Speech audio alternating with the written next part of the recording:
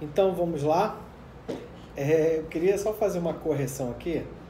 Na nossa última aula, eu citei uma frase que diz o seguinte: se você acha educação caro, é porque você não sabe o preço da ignorância. Vou corrigir essa frase. Se você acha educação cara, é porque desconhece o preço da ignorância. Não é caro. Caro é aquele melzinho lá que meus filhos gostam de colocar lá no pãozinho deles, tá? Se você acha educação cara, é porque desconhece o preço da ignorância. Desculpe, eu realmente estava um pouco emocionado ali, porque aquilo curso estou tentando dar o melhor, dar um máximo de conteúdo para vocês, e é muito interessante saber que as pessoas compartilham disso e buscam esse tipo de conhecimento. Então só gostaria de fazer essa ressalva aí. Vamos lá? Salário maternidade. A gente vai ver salário maternidade, depois salário família, e aí eu vou ver com vocês. Vai ficar faltando auxílio doença acidentário, que a gente já viu auxílio acidente. Vimos auxílio doença, vimos auxílio acidente, mas não vimos auxílio doença acidentário. Comentamos sobre eles, mas vamos falar especificamente sobre auxílio doença acidentário. Então vamos ver agora.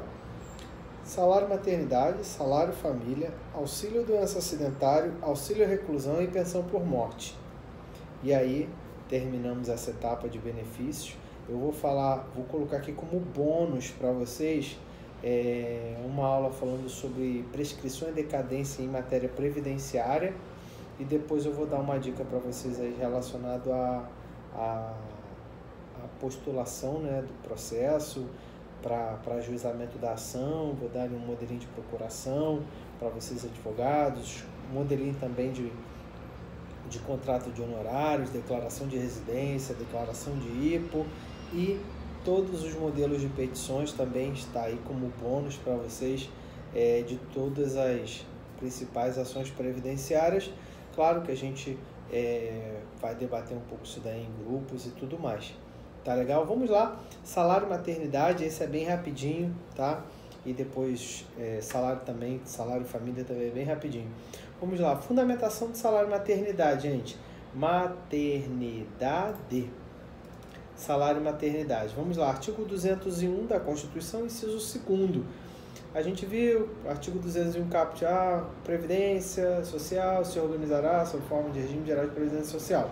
Aí, inciso 2º, tá? E coloca lá, e atenderá na forma desta lei a, inciso 2º, proteção à maternidade, especialmente à gestante. Proteção à maternidade, especialmente à gestante. É a fundamentação constitucional para esse benefício. Também ele está estabelecido, claro, Constituição, Lei 8.213 e Decreto 3048 aberto aí pra gente, tá? É importante você ter isso daí, tá legal? Vamos lá, o artigo da 8.213 está lá no artigo 71, a partir do artigo 71, falando sobre 71 a 73 ali, falando sobre salário maternidade. Olha o que diz o artigo 71. O salário maternidade é devida assegurada da Previdência Social durante 120 dias, com início no período entre 28 dias antes do parto e a data da ocorrência deste, observadas as situações em condições previstas na legislação no que concerne à proteção à maternidade. Então pode ser 28 dias antes do parto ali. Se for antes ainda, pode acontecer, aí vai se manter ali dentro daqueles 120 dias, tá legal? Mas o artigo 71 coloca isso, 28 dias antes, são 120 dias, iniciando 28 dias antes ou na data do início do parto. Assim, muitas mães preferem a data ali do dia 28, na data do parto, porque começa a contar dali, porque também tem aquela licença lá, gestante da legislação trabalhista. Eu vou comentar rapidinho sobre ela aqui. Vamos lá, gente, no decreto 3048 de 99, ele também fala lá no artigo 93, o salário maternidade é devida assegurada da Previdência Social durante 120 dias, com início 28 dias antes do término e 91 dias depois do parto, podendo ser prorrogado na forma prevista no parágrafo 3º. Então tá lá, também não foi alterado, tá? Não teve modificação com essa última, com o decreto-lei 10.410 de 2020. Não teve alteração no que diz respeito a isso, não. A isso aí. Agora, olha só. Licença gestante é uma coisa, salário maternidade é outra. Licença gestante é aquele direito lá trabalhista, tá lá no artigo 392 da CLT, dando ao empregador, dando à empregada ali, a licença gestante pode ser de 120 a 180 dias, aí algumas benesses aí para a empresa e tudo mais. Isso foi bastante divulgado aí na imprensa sobre essa reforma aí trabalhista, dando a possibilidade da licença gestante de 120 a 180 dias, beleza? Claro, o INSS só paga 120 dias, os 40 é por conta da empresa, mas ela seria beneficiada em termos fiscais, tributários e tudo mais. Atenção! A Lei 13.301 de 2016, ela determina o seguinte, é um salário maternidade de até 180 dias para aquelas crianças, no caso das mães que tiveram parto, com crianças com sequelas neurológicas transmitidas pelo mosquito Aedes aegypti, tá? Então, Lei 13.301 de 2016 deu não uma licença ali, um salário maternidade de 120, mas de 180 dias por conta de crianças nascidas com sequelas neurológicas transmitidas pelo mosquito Aedes aegypti. Beleza? Quem tem direito, gente?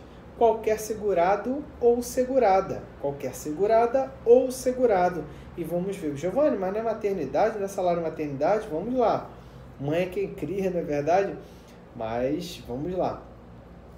Qualquer segurado, segurada ou segurado pela gestação, maternidade, paternidade, guarda e adoção, inclusive a casais homoafetivos, e podendo receber no período de graça, sendo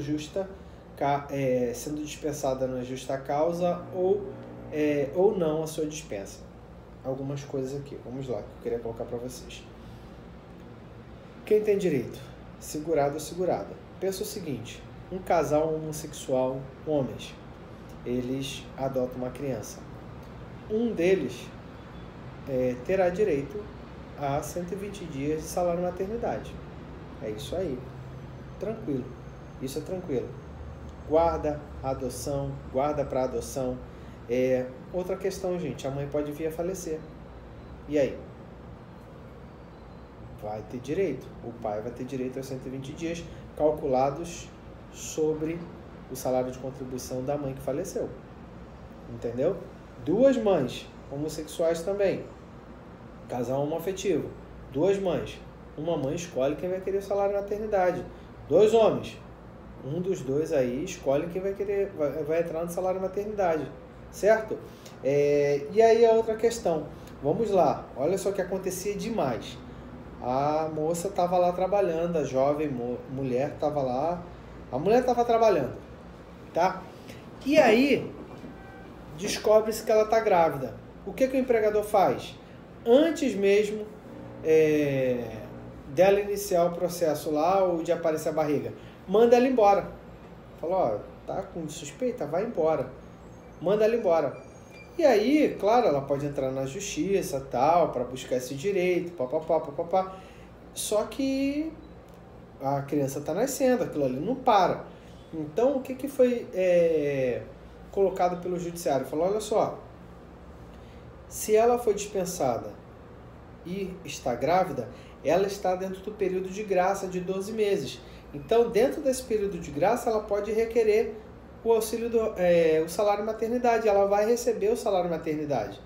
Entendeu? Ah, mas depois descobre que ela não era para ser mandada embora. Tudo bem, ela vai ter a indenização trabalhista dela. Mas esse direito social, olha aí o judiciário de novo, esse direito social dela de salário maternidade não pode ser cerceado por conta de uma sacanagem, de uma maldade do empregador, entendeu? Então isso tá lá no, olha aí, anota aí, RESP 1.511.48, 1.511.048, 1.511.048, certo?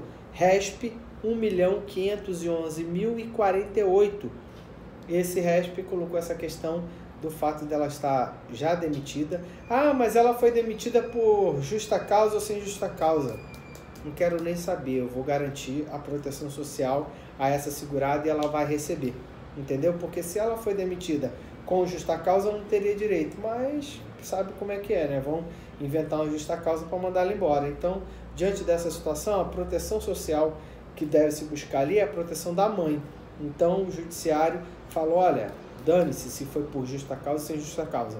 Se está grávida dentro do período de graça, ela tem direito a salário maternidade, sim. Muito legal isso, né? 1.511.048, tá? Carência, gente. Qual é a carência para ela aqui? Para esse tipo de benefício, salário maternidade. Vamos lá. A carência, gente, são 10 contribuições mensais. Tá? Isso está lá no artigo 25, inciso 3º da Lei 8.213. Olha só.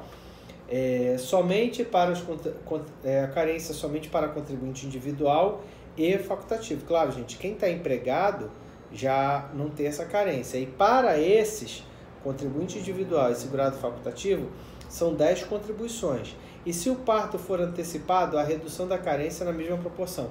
Ah, não são 10 contribuições? O parto foi antecipado há um mês. Em um mês, ele vai, a carência dele não são de 10 meses, são de 9 meses. 2 meses de antecipação. Mais 8 meses. Certo? Então está lá no artigo 25. E o parágrafo único fala isso que eu coloquei para vocês, da redução. Olha, artigo 25, inciso 3º e artigo 25, parágrafo único da Lei 8.213, certo? Fala do contribuinte individual e facultativo, 10 meses de carência, para os outros não tem, e fala da redução do prazo de carência. Em caso de parto antecipado, o período de carência a que se refere o inciso 3º será reduzido em número de contribuições equivalentes ao número de meses em que o parto foi antecipado. Beleza? Não se exige carência para empregado doméstico e trabalhador avulso. Artigo 26, inciso 6º. Tá aí, não exige carência para essas pessoas. Segurado especial, gente, só precisa comprovar 10 meses de trabalho no campo. Não precisa ter as contribuições. Artigo 39, parágrafo único da Lei 8.213. Segurado especial, a gente viu, acabou de ver aqui no auxílio do acidente, se eu não me engano, não tem carência, aqui também não tem carência. Então aqui, ó, basta provar que está 10 meses ali no campo trabalhando, certo? Ah, Giovanni, mas, poxa, no campo, meu amigo, acontece demais a necessidade desse salário maternidade aí, viu? Vamos lá, valor do benefício, gente, isso aqui é interessante, tá? Por quê? Porque esse valor, o valor desse benefício, ele tem uma questão interessante que é a limitação do teto. Mas vamos lá, olha só. Para o empregado e o trabalhador avulso, a renda mensal é igual à sua remuneração integral. Ah, quanto você está recebendo hoje? É o que você vai receber. Artigo 72 da 8.213. Empregado e trabalhador avulso é igual à sua remuneração integral. Beleza? Artigo 72. Para o empregado doméstico, o último salário de contribuição, artigo 73, inciso 1º da Lei 8.213, certo? Segurado especial, gente. Segurado especial a gente viu que não tem contribuições, mas tem casos que recolhe sobre a produção, certo? E aí o valor vai ser 1/12 sobre essa contribuição, o valor que foi incidiu a última contribuição, e se não tiver contribuição, o limite de um salário mínimo, artigo 39, parágrafo único, certo?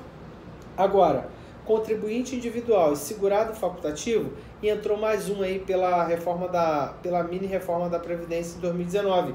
Qual é a média? A média dos 12 salários de contribuições apurados nesse período, os 12 meses, podendo chegar a apuração aí num período de 15 meses. Então, contribuinte individual, segurado facultativo e desempregado, incluído aí o desempregado pela mini reforma da Previdência de 2019.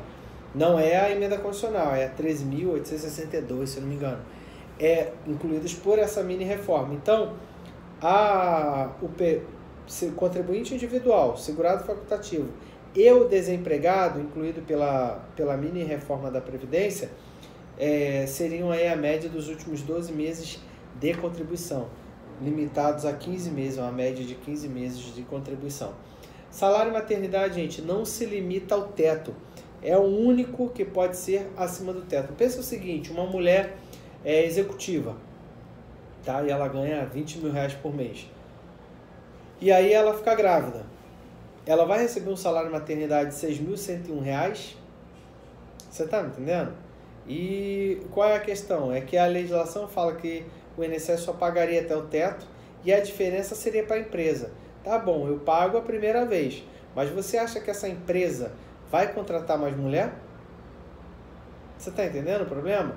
Então isso daqui entra naquela questão da tese dos impactos sociais negativos com a aplicação literal da lei. Então nessa questão aqui é uma interpretação para criar, trazer uma igualdade social, né, para a mulher. Isso prejudicaria a mulher, certo?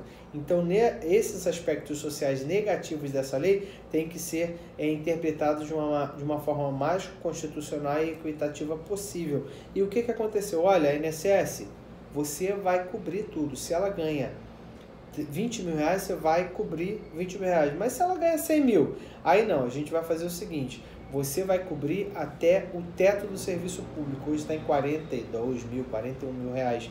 Então, até o teto do serviço público federal, do serviço público, que é o que ganha mais, é o ministro do STF, você cobre 42, 45 mil, você cobre. Passou disso, não dá para cobrir. Mas a gente sabe aí, né, assim, é muito difícil passar disso. Normalmente grandes executivos que ganham mais do que isso, nem entram em salário de maternidade, a empresa já cria bônus ali e tudo mais, trabalha em casa e cria uma relação ali um pouco mais amistosa com aquela executiva. Mas se vier a entrar em salário de maternidade, até 42 mil, 40 mil reais ali, o INSS vai ter que cumprir. Essa diferença, o INSS vai cobrar de alguém? Não. O INSS vai pagar até 40 mil, 42 mil reais. O que passar disso é a empresa que arque. Ou, no caso da pessoa ali, a mãe continua recebendo aquele teto ali, certo? Eu vou deixar esse julgado aí para vocês lerem e tudo mais. Foi um julgado bem interessante, se não me engano o Gilmar Mendes foi relator e ele traz uma teoria constitucional ali muito bacana e vale a pena a gente analisar, beleza? Então, salário e maternidade não se limita ao teto do INSS. Vamos lá, os benefícios e regras são pagos pelo INSS, perfeito, tudo bem. Mas no caso de empregado, no caso de empregado, ele vai antecipar o pagamento e depois serão compensados pelo INSS. Isso está lá no artigo 72, parágrafo 1º. O empregador pode antecipar esse pagamento e o INSS faz a compensação depois no recolhimento das contribuições previdenciárias pela empresa. Também no caso de trabalhador avulso ou microempreendedor, aí não. Aí nesse caso o INSS paga direto, tá? Em regra o INSS paga, mas o empregador pode pagar e buscar compensação. Mas no caso de trabalhador avulso e microempreendedor individual, o INSS paga diretamente, tá? Esses não tem jeito, tá lá no artigo 72, parágrafo 1º. No artigo 72, parágrafo 2º. No artigo 72, parágrafo 1º, fala quando o empregador paga. E no artigo 72, parágrafo 2º, fala o caso do trabalhador avulso e do microempreendedor individual. Beleza? DIB, gente, data do início do benefício. A gente falou isso lá. Qual é a data? Está lá no artigo 71, literal, entre 28 dias antes do parto até a data da ocorrência deste. Beleza? Agora alguns pontos interessantes, gente. Aborto. No caso de aborto, gente, se o aborto é não criminoso, essa mãe terá direito a 2 semanas de salário maternidade. Artigo 93, parágrafo 5º do decreto 3048 de 99. Aborto criminoso não dá direito. Natimorto dá direito aos 120 dias, tá? Desde que, quando é natimorto, gente? Quando tem certidão de óbito. Tem certidão de óbito, é natimorto. E aí daria direito aos 120 dias, tá bom? Porque há uma expectativa ali da mãe ter o seu filho seu filho nos braços. E acontece aquilo ali, impacto emocional, psicológico, o dano é muito grande. E é necessário aí, talvez não, certamente, ela ter esses 120 dias aí para recompor a sua estrutura psicológica, emocional, física, inclusive, tá bom? Porque ocorreu o parto, tá? Adotar, artigo 71A da 8.213, olha o que diz: ao segurado ou segurada da Previdência Social que adotar ou obtiver guardas judiciais para fins de adoção de criança, é devido salário maternidade por 120 dias. Ah, mas ele adotou uma criança de 12 anos. 120 dias, salário maternidade. Ah, adotou uma criança de 16 anos. Até criança de 16 anos. 120 dias. Tá? Antes eles faziam uma diminuição disso por quanto mais velho, menos o tempo. Incentivava o quê? A adoção de criança. De bebezinho, não é verdade? Agora não. Adotou criança, 120 dias de salário maternidade. Certo? 72A, parágrafo 2º. Olha o que diz: ressalvado o pagamento de salário maternidade à mãe biológica, disposto no artigo 71B, não poderá ser concedido benefício a mais de um segurado, decorrente do mesmo processo de adesão à guarda, ainda que os cônjuges ou companheiros estejam submetidos ao próprio regime de previdência social. Esse caso aqui é o seguinte: foi concedido são duas mães, aquele casal homoafetivo que a gente falou. Tem que escolher uma para ter direito a salário maternidade. A gente já falou disso daqui, eu não vou colocar mais. 71A, parágrafo 2º, tá? Afastamento do trabalho, gente, artigo 71.6, artigo 71C, está condicionado. Para você começar a receber, você tem que se afastar do trabalho. Ponto final, artigo 71C estabelece isso. 71C da 8.213. E por fim, meus amigos, no caso de óbito da segurada ou do segurado, artigo 71B da 8.213, olha o que diz: no caso de falecimento da segurada ou segurado que fizer jus ao recebimento do salário maternidade, o salário será pago por todo o período ou pelo tempo restante a que teria direito ao cônjuge ou companheiro sobrevivente que tenha qualidade de segurado, exceto no caso de falecimento do filho ou de seu abandono, observadas normas aplicáveis ao salário maternidade. Então, isso aqui é interessante porque é o seguinte: se é o que está no 71B, a mãe está recebendo, um mês depois a mãe veio a falecer. Se o pai for segurado do INSS, ele recebe o restante. Se ele não for, ele não recebe. Eu acho que porque assim, qual é a questão aqui, né, gente? Para você receber o salário maternidade, o que você tem que ter? Qualidade de segurado. Eu até coloquei aqui para vocês que o pai recebia, o sobrevivente recebia com base no salário de contribuição da pessoa falecida. Não é isso que o 71B fala, né? Até porque ele foi incluído aí, 71B, mas não é isso que ele coloca.